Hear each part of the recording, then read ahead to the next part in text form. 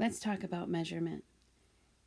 Forget everything you've ever learned about inches and centimeters and uh, all of your standard forms of measurement, and let's just start with a simple line. Usually, what we do is we use something that is straight to measure length because we want to be consistent and we want to get a accurate measurement. Usually, whatever we're using gets divided up. Here we go. So whatever this is that we have, it's divided up into 1, 2, 3, 4, 5, 6, 7 different pieces. And if we get even more specific, we can divide each of those pieces up. So what I'm going to do is I'm going to go ahead and I'm going to label all of my pieces with numbers. So here is, let me get my, here is 1, here is 2, 3, 4, 5, 6, 7.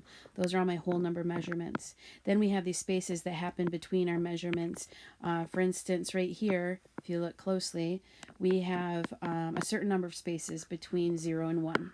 I kind of like to call this the this out of that method of finding a measurement. So what I have to do is I have to count the spaces to figure out what my base number is. I have 1, 2, 3, 4, 5, 6, 7, 8, 9, 10, 11 spaces. 11 spaces means we are working with a base number of 11. If I go ahead and I try to find some of my measurements using this specific unit of measurements, I'm going to give this a name because measurement is really anything unless you have a name for it. I'm going to call these units ticks. And so if I were to give you the task of telling me what this measurement is here, what I would need to do is I would need to know my base number, and I would need to know how many spaces happen before I get to what I'm trying to measure. For instance, I have 1, 2, 3, 4 spaces. So this would be 4 out of 11 ticks. Every single time I write a measurement, I always have to use a label or my measurement means nothing. Let's look at another one. What if I were to ask you to find this measurement here? Again, you're counting spaces. There's more than one way that you can do this when you're counting spaces. You can start here and you can count up.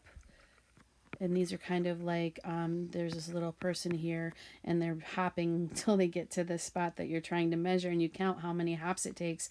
We have 1, 2, 3, 4, 5, 6, 7, 8, 8 out of 11 ticks. I'm a big stickler when it comes to putting measurement names next to your numbers because your numbers mean nothing unless there's no measurement name. If there's no measurement name, we call them naked numbers, and you don't want to have any naked numbers. Let's look at this next unit of measure. Again, I'm going to call this unit of measure, we'll give it the name hangers. So before I can even do anything with being able to use this unit of measure to find all of these distances, I need to know what my base number is. And remember, my base number is how many spaces happen between 0 and 1. So here I have 1, 2, 3, 4, 5. 5 is my base number. Once I have my base number, I can use that to find the rest of what I'm looking for. If I'm looking at A, that is 1 out of 5 hangers, or we can say hanger. It don't have to be plural yet.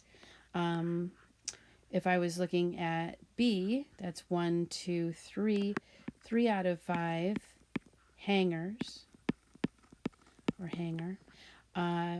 For C, now that we've surpassed one whole unit, we're going to say that this is 1 and 2 out of 5 hangers. And then D is 2 and 1 out of 5 hangers. On the following few slides, I'm going to give you some different measuring tools. And what I want you to do is I want you to write on there the measurements for each of the indicated letters. And then you're going to submit.